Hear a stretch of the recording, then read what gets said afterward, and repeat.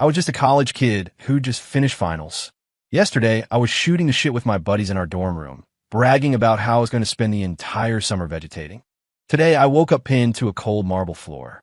A woman's voice, cold and hoarse, whispered in my ear, "Liam, if you dare to die again, see what happens." That's when it hit me. I was some kind of living ghost, a stand-in for some psycho's lost love. The kind who'd already died once and been dragged back against his will. A notification pinged in my head. A system. It told me I could stay alive as long as I could placate this dangerously obsessive CEO. The problem is, I have no fucking idea who she is. The words were out of my mouth before I could stop them. And just like that, the smile on Sophia Blackwood's face vanished, replaced by a look that could freeze hell over. She slammed her wine glass down on the table. A few drops of red splashed out, staining the expensive mahogany like dark bruises. "Break up." She repeated the words, her voice laced with venom. "Liam, you died once. Dare to say those words again." I flinched and quickly held up my hands. That's not what I meant. It was just a random question. Warning, target's anger level has risen to 70%. Host must proceed with caution. The system blared in my head again. Sophia stared at me for a long moment before rising from her chair. She walked over and leaned in close, so close the tip of her nose almost touched mine. She smelled incredible, like a crisp, woodsy cologne, but the proximity sent my heart into overdrive. "You never used to ask things like that," she whispered, her voice low and dangerous. "You used to wrap your arms around my waist and tell me, over and over, that you'd never leave me." Her warm breath ghosted over my ear, and I felt the tips of my ears burn. I instinctively tried to pull back. She clamped a hand on the back of my neck, holding me in place. Her eyes were predatory. "What? Shy now? You never used to be." I could feel her fingertips digging in slightly. My heart hammered against my ribs, and my mind went blank. "Soft. Sophia," I stammered. Don't be so close." Hearing her name made her eyes flicker. The pressure on my neck eased, but she didn't let go. "Liam," she said, locking her eyes on mine, enunciating every word. "Remember, just remember." I saw a storm of emotions in her eyes, desperation, pain, and a raw, obsessive look I couldn't name. A strange pang of sympathy hit me, but my mind was a blank slate. I could only shake my head, my voice full of apology. "I'm sorry, I really can't remember." The light in her eyes dimmed. She finally released my neck and turned her back to me, her shoulders trembling slightly. The study fell into a dead silence. I just stood there completely lost, with no idea what to say or do. After a long while, she spoke, her voice raspy and barely audible. Go back to your room." I blinked, not quite believing what I'd heard. You're letting me go?" "What?" She turned around, her expression once again glacial. "You don't want to? You'd rather stay here with me?" No, I said, shaking my head vigorously. "I'll go right now." I practically fled the study. Back in my room, I closed the door and realized my entire back was soaked in sweat. This woman was terrifying. One second she was lost in a tender memory, the next she was ready to snap. I collapsed onto the bed and stared at the ceiling, my mind replaying images of Sophia. Her smile, her rage, the deep pain in her eyes. Ding! Host has demonstrated an emotional response toward the target. Achievement unlocked. Initial engagement. Reward. Life value plus 5%. I just stared. Was this system for real? Getting scared out of my mind counted as an achievement. Whatever. An increase in life value was a good thing. At least now, I wouldn't have to worry about accidentally getting myself killed with a stray word. I stayed in my room all afternoon. No one bothered me until early evening, when there was a soft knock on the door. "Come in." I thought it was Sophia, but it was a woman in a housekeeper's uniform. "Mr. Evans, it's time for dinner," she said respectfully. "Okay, I'll be right down." I nodded. When I got downstairs, Sophia was already at the dining table. She'd changed into loungewear, a cream-colored cashmere sweater that softened her edges and made her look healthier. She glanced up as I approached, but said nothing. Dinner was even quieter than lunch had been. She didn't put any food on my plate or say a single word, just ate with her head down. I tried to think of something to say to break the silence, but one look at her cold expression and the words died in my throat. After dinner, just as I was about to head back to my room, Sophia finally spoke. Wait, my whole body tensed. I stopped. What is it? Come here. She pointed to the sofa. I walked over and sat down, my stomach churning with anxiety, wondering what she was up to now. She picked up the remote, turned on the TV, and flipped to a channel playing an old black and white movie. On screen, a couple was kissing passionately in the rain. I stared at the screen, feeling awkward. I had no idea why she wanted me to watch this. Remember this? She asked suddenly. I paused, studied the scene, and shook my head. No. We watched this together once, she said, her voice soft. It was raining just like this. When a movie ended, you took off your jacket and held it over my head. You got soaked like a drowned rat. I pictured the scene in my head. It felt warm and a little sad. You also said, she continued, that we would watch this movie together on this day, every year. I looked at her profile, softened by the flickering light of the TV. Her eyes held a distant, nostalgic glimmer. I'm sorry, I said again. It was the only thing I could say. She turned to look at me, her expression unreadable. Liam, you really don't remember any of it? Not a single thing? I searched the empty corners of my mind. Nothing. I just shook my head. She sighed, said nothing more, and turned back to the movie. I tried to watch with her, but my mind was a chaotic mess. By the time the credits rolled, it was almost 11. Go to bed, Sophia said, standing up. Okay. I stood up too and started for the stairs. At the top of the staircase, I glanced back. Sophia was still standing there, watching me. Our eyes met for a second. She seemed startled, then quickly turned and disappeared into her own room. Back in my room, I tossed and turned, unable to sleep. My mind was reeling from the day's events. I pulled out the photograph from my pocket and studied it in the moonlight. The boy in the picture had a brilliant, carefree smile. The girl was nestled against him, her eyes soft and full of love. Was that really me and Sophia? Were we really that happy once? And how did I die? Sophia said I died once. Did that really happen? A storm of questions raged in my head, giving me a splitting headache. I don't know how long it was before I finally drifted into a troubled sleep. The next morning, I was woken by a knock at the door. Mr. Evans, time for breakfast. It was the housekeeper again. I rubbed my eyes and sat up, my body aching all over. I guess yesterday's stress had taken its toll. After I washed up and got dressed, I went downstairs. Sophia was already at the table, reading a financial newspaper on a tablet. Morning, I said, hesitating for a moment. She looked up, gave a slight and went back to her tablet. Breakfast was simple. Coffee, toast, some fruit. I ate in silence, not daring to speak. After breakfast, Sophia put down her tablet and looked at me. You're coming to the office with me today. What, the office? I was stunned. What would I do there? You'll come because I told you to. Don't ask so many questions, she said, her brow furrowed. I didn't dare argue. Oh, okay. Ding, new mission issued. Accompany the target to her office and remain for one full day. Reward. Life value plus 10%. New memory fragment unlocked. A new memory fragment? My interest was piqued. Maybe going to the office wouldn't be so bad after all. Sophia went upstairs to change while I waited in the living room, feeling a mix of anticipation and nerves. I wondered what her company was like and what she was like at work. About 30 minutes later, Sophia came downstairs. She was wearing a tailored black power suit, her hair pulled back in a sleek bun. Her makeup was flawless and understated. She radiated an aura of pure authority. This was a completely different person from the one at home. This was a woman you did not mess with. Let's go. She picked up her handbag from the sofa and walked out the door. I scrambled to follow her. A black Bentley was parked at the curb, a chauffeur standing respectfully by the door.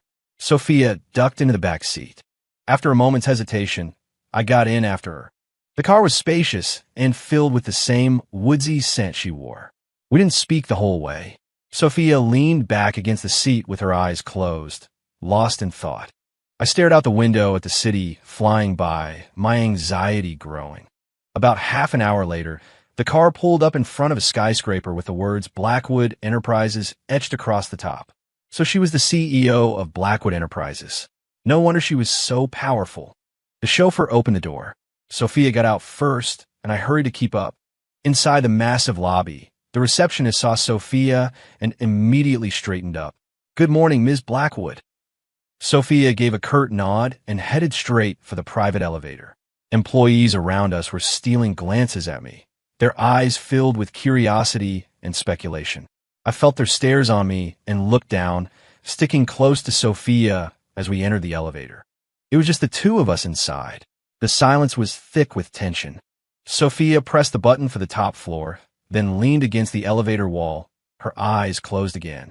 I stood across from her, sneaking glances. Even with her eyes closed, she commanded the space. The elevator doors opened on the top floor to reveal a sharp, professionally dressed woman who immediately stepped forward. Ms. Blackwood, you're here. Yes, Sophia nodded. Give me today's schedule. Right here. The woman handed her a portfolio.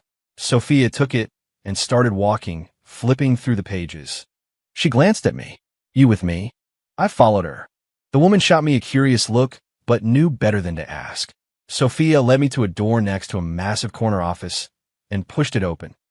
You'll stay in here today. Don't wander off. I peeked inside. It was a private lounge with a sofa, a TV, bookshelves, and a small wet bar.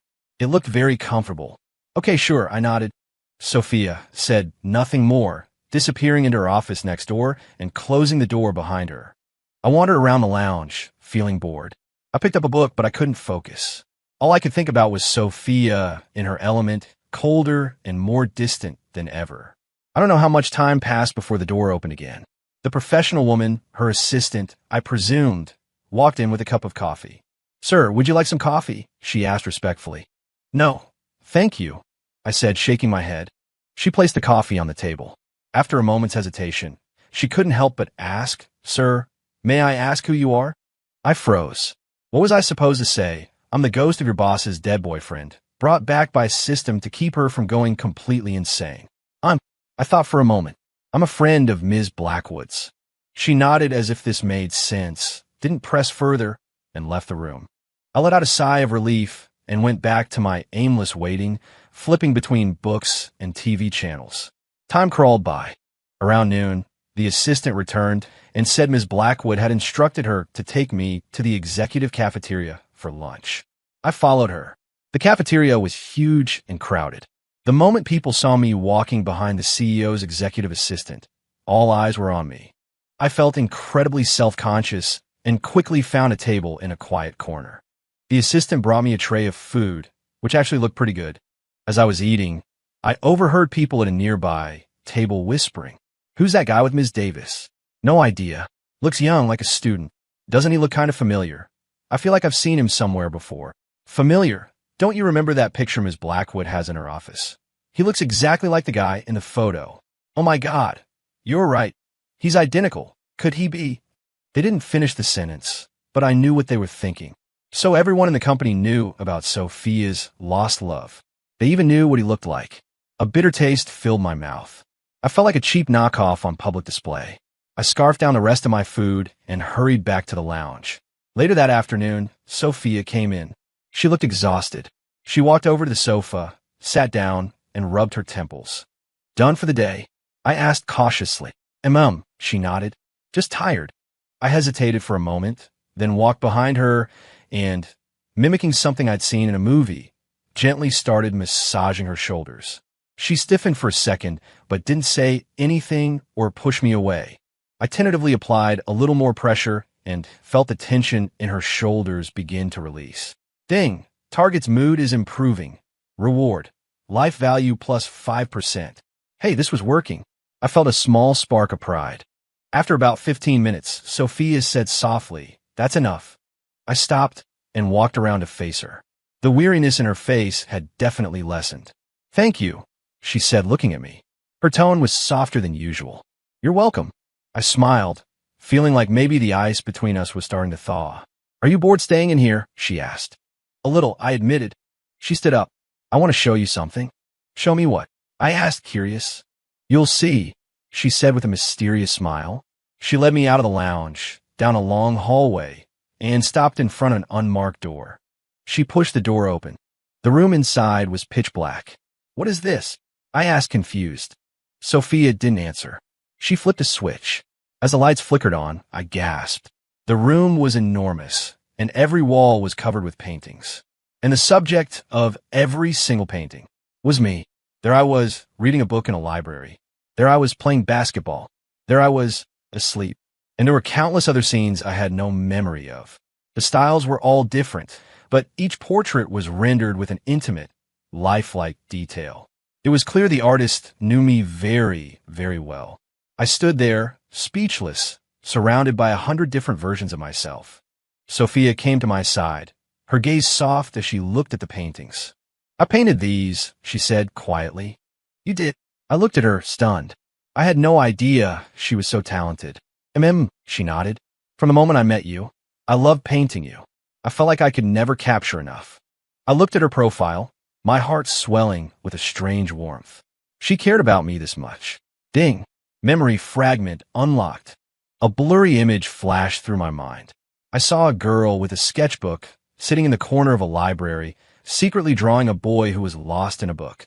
The girl was a younger Sophia, and the boy was me. I think I remember something," I murmured. Sophia's eyes lit up. She grabbed my hand, her voice filled with excitement.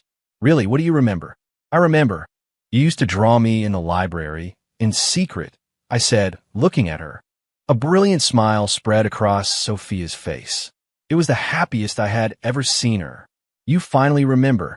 Her smile was like the sun, lighting up the entire room and warming my heart. Ding! Target satisfaction level has increased dramatically. Reward: life value plus 15%. Seeing her so happy made me happy too. "Let's look at the others," Sophia said, pulling my hand and leading me to another painting. This one was of the two of us at an amusement park. I was buying her cotton candy, and she was smiling, her face radiating pure joy. Looking at it, another memory fragment surfaced. The sun was bright that day. We went to the amusement park, and she was like a little kid dragging me from one ride to the next. At the end of the day, she insisted on getting the biggest cotton candy they had. "I remember this," I said with a laugh. "You got cotton candy all over your face." Sophia blushed. "That was your fault. You were the one who bought the giant one." We looked at each other and smiled. The air between us felt sweet. We moved from one painting to the next, and each one unlocked another beautiful memory. The fragments began to connect, like pieces of a puzzle, slowly forming a complete picture in my mind.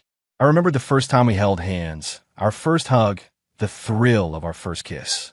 I remembered all the little moments we shared, the good times, the sad times, the arguments, and the making up.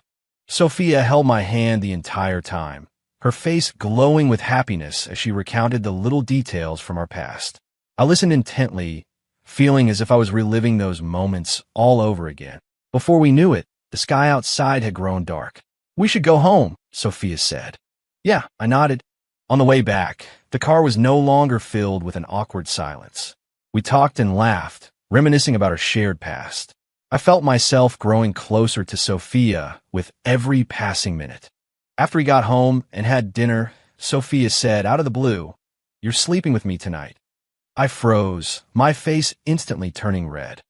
I don't know if that's a good idea." Sophia shot me a look. "What, you don't want to?" "You used to beg to sleep with me every night." I thought back to the memories. It was true. The old me had been incredibly clingy. "It's not that I don't want to," I said, scratching my head. "It's just a little sudden." "What's so sudden about it?" She took my hand and started pulling me upstairs. "Come on, I'm tired." She led me into her bedroom. It was a large, warmly decorated space that smelled like everything else she owned, of that lovely woodsy scent. She pulled a set of pajamas from her closet and handed them to me. "Change." I took the pajamas and ducked into the bathroom, feeling my cheeks burn. When I came out, Sophia was already in bed, wearing a silk nightgown that clung to her curves. I found myself staring and quickly looked away, walking over to the other side of the bed and lying down. The bed was huge, but I still felt cramped, my body stiff as a board. Sophia turned to face me, her eyes soft. "Why are you so nervous?" I'm not," I stammered. She smiled and reached out, wrapping an arm around my waist. "Relax." Her body was soft and warm. I could feel my heart start to race again. Slowly, I let my body relax, and I wrapped my arms around her in return. We held each other like that in silence, feeling the rhythm of each other's heartbeats and the warmth of our bodies. After a long time, I heard Sophia whisper, "Liam, don't ever leave me again." "I won't," I said, holding her tighter. "I'll never leave you." She nuzzled against my chest like a kitten and slowly drifted off to sleep. I looked down at her sleeping face, my heart overflowing with a sense of peace and happiness. I made a silent promise to myself that I would protect her, always. The days passed, and my bond with Sophia grew deeper. The strange physical ailments that had plagued me began to fade away, disappearing so gradually I barely noticed. Maybe it was the power of happiness, or maybe the system was finally working its magic. I felt healthier, stronger. The pale, sickly version of me was gone. As Sophia watched me get better day by day, her smiles became more frequent, and the darkness in her eyes finally lifted, replaced by a radiant light. She started going back to work more often, but always came home on time. We would cook dinner together, watch movies, and take evening walks, just like any normal couple. On weekends, we'd drive out to the countryside for a picnic or catch a new movie. Sometimes we'd go back to the library where we first met, sitting in our old spots and reading in comfortable silence. Sunlight streamed through the windows, warm and peaceful. Sophia would lean her head on my shoulder, a contented smile on her face. "Liam," she'd whisper, "this is so nice." "Yeah," I'd say, squeezing her hand.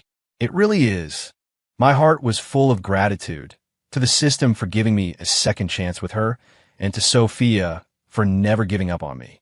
One day, Sophia took me back to the amusement park we'd first visited. "Remember this place?" she asked with a grin.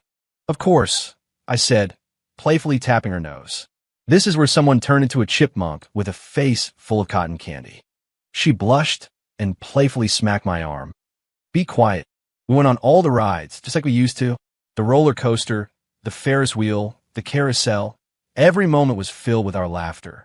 We got married again. The ceremony was small, with just our closest friends and family, but Sophia's smile was the most brilliant thing I had ever seen. She was beautiful. Life after the wedding was even sweeter. Sophia was no longer the cold, intimidating CEO. With me, she was playful and affectionate, showing me a side of herself no one else ever saw. Sometimes, I'd watch her paint. She was still always painting me, just like she did when we first met. "Why are you always painting me?" I asked, wrapping my arms around her from behind and resting my chin on her shoulder. "Because you're the most beautiful thing in the world," she said, turning to kiss my cheek. "And I want to capture every single moment we have together, so I can remember them forever." I looked into her bright, loving eyes and felt my heart swell. I knew, without a doubt, that we would be happy together for the rest of our lives. Ding! Mission complete. Host and target have achieved maximum happiness index. The system will now disengage. We wish the host a lifetime of happiness. The voice in my head faded away for the last time. I didn't mind. I knew that even without a system, Sophia and I would be just fine. The days were quiet and beautiful. Having you by my side is all I need. The end. Epilogue, alternate universe, tragic ending. The more time we spent together, the more my memories returned. I remembered how we got together, the spot where we had our first date, the promises I made to her. And finally, I remembered how I died. It was an accident. I'd run into the street to save a little kid who wasn't looking and was hit by a truck that had lost control of its brakes. Remembering it sent a chill down my spine, but it also made me cherish my time with Sophia even more. But just as my mind was becoming whole, my body started to fail. At first, it was just dizzy spells. I brushed them off as fatigue, but it got worse. The dizziness became more frequent, sometimes accompanied by waves of nausea. One day, while I was peeling an apple for Sophia, the world suddenly went black. The knife slipped from my hand and clattered to the floor. Sophia rushed over, her face etched with worry. "Liam, what's wrong? Are you okay?" "I'm fine," I said, forcing a smile. "Probably just low blood sugar." "No, I'm taking you to the hospital," she insisted. "Really, it's nothing. I just need to rest." I didn't want her to worry. She frowned, her eyes filled with fear, but she eventually relented, helping me to the sofa and bringing me a glass of juice. The sugar helped, but Sophia's worried gaze never left me. After that, she became even more protective, refusing to let me do anything that might tire me out. But my condition only deteriorated. A strange, phantom pain started to plague me. Sometimes it was a headache, sometimes a stomachache, sometimes an ache deep in my bones. I noticed my skin was growing paler, almost translucent. I was losing weight rapidly. Sophia saw it all, and the worry was eating her alive. Finally, she put her foot down and dragged me to the hospital. After a battery of tests, the doctor called Sophia into his office. When she came out, her eyes were red and swollen, her face a mask of grief and despair. "What did he say?" I asked, a cold dread creeping into my heart. She walked over to me and forced a smile. "He said you're fine, just a little anemic. We just need to get you on some supplements." I knew she was lying. I could see it in her eyes. "Sophia, tell me the truth," I said, taking her hand. Tears immediately streamed down her face. She collapsed into my arms, sobbing uncontrollably. "Liam, I'm so sorry, I'm so sorry." My heart pounded in my chest. "What is it? Tell me." "I don't know," she cried, shaking her head. "The doctors can't explain it. They said they've never seen anything like it." I stood there, frozen, my mind blank. Was I going to die again? I looked at Sophia's heartbroken face, and it felt like a knife twisting in my gut. We had just found each other again. How could we be torn apart so soon? "Don't cry," I said, my voice cracking as I wiped away her tears. I tried to smile. "It can't be that serious." I shook my head, my heart aching as I looked at her. "Sophia," I said softly, "stop torturing yourself like this." She managed a weak smile and reached up to touch my cheek. "As long as I'm with you, it's not torture." I knew she was lying. The pain in her eyes gave her away. In the days that followed, my body grew weaker and my consciousness began to drift. Sometimes I'd see strange things, visions of Sophia alone, crying in an empty room. I'd reach out to comfort her, only for my hand to pass right through her. System alert. Energy fluctuation critical. Hallucination stability is degrading. Hallucination? What hallucination? I was completely lost. Sophia seemed to sense my confusion and gripped my hand tighter. "Liam, what is it?" I looked at her, but her face was becoming blurry. I don't know. This started happening more often. My body would become transparent, and sometimes Sophia would reach for something and her arm would pass right through me. She never reacted, acting as if nothing had happened, continuing to feed me, clean me, and read to me every day. Then I saw it. She was holding a black and white photograph of me. She sat by the bed, stroking the picture and crying. "Liam, I know you're gone," she whispered to the photo, "but I can't let you go."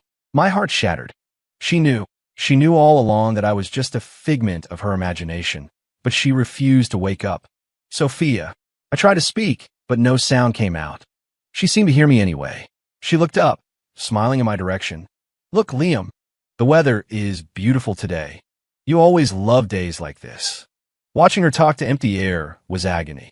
She knew I was dead, that none of this was real, but she couldn't let go.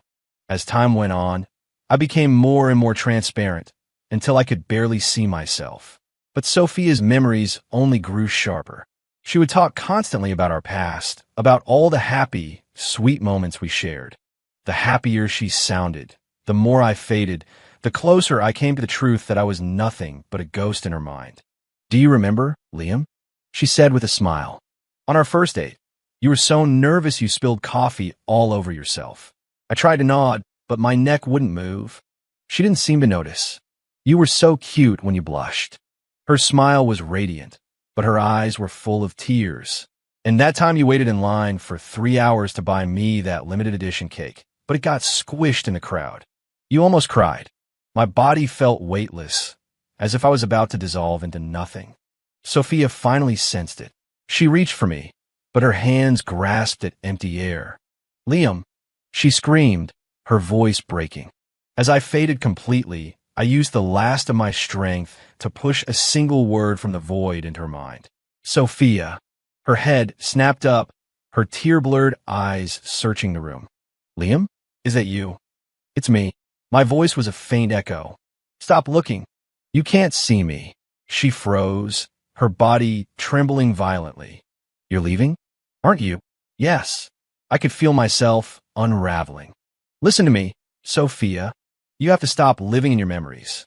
She fell to her knees, clawing at the air in front of her. No, don't go, Liam. I only want to live in my memories with you. You foolish girl, my voice echoed. I'm dead. I've been dead for a long time. All of this, is just a prison you've built for yourself. Sunlight streamed through her fingers, illuminating her pale, tear-streaked face. But I can't. The world is too cold without you. Look outside. I urge her. Spring is here. You should be seeing the flowers bloom, feeling the warm breeze, not locking yourself in an empty house with a ghost. She shook her head, tears hitting the floor. I can't. How can I live without you? You can. A flash of her, strong and confident, crossed my fading consciousness. You're Sophia Blackwood. You're the CEO who can handle anything. You're not the little girl who can only hide in her memories and cry. She buried her head in her hands, her sobs raw and broken. But I only want to be your little girl. Forget me. The words took everything I had left. My form dissolved. I'm your obsession, Sophia. Not your salvation. No. Her voice was a shattered whisper. Live well, Sophia. I took one last look at her trembling form. That is the only way to remember me. My consciousness dissolved into darkness. I heard her final, heart-wrenching scream, but I could no longer answer. The room was finally empty. It was just her and a black and white photograph stained with tears. Sophia collapsed on the floor and wailed, clutching the picture to her chest. I knew you were gone, she cried. But I just couldn't. I couldn't let you go. The empty room echoed with her sobs. She knew it was all a hallucination, a dream she had woven for herself. But she refused to wake up, because only in the dream could she have me back. Only in the dream could she feel the warmth that had long since vanished from her life. Sunlight poured through the window, but it could not dispel the cold that clung to her. She curled up on the floor, clutching the photograph like a lost child. Perhaps, for her, living in a hallucination was its own kind of happiness. Even if it was false, even if it was fleeting, she would rather drown in it than wake up. Because waking up meant facing the cruel reality that her Liam was gone forever. And all the beautiful memories were now just knives, warming her and bleeding her out at the same time. The more she remembered the good times, the more she knew they were gone for good. But still, she wouldn't let go, choosing to hold on to this beautiful, fake happiness until the day the illusion finally consumed her completely. Epilogue end.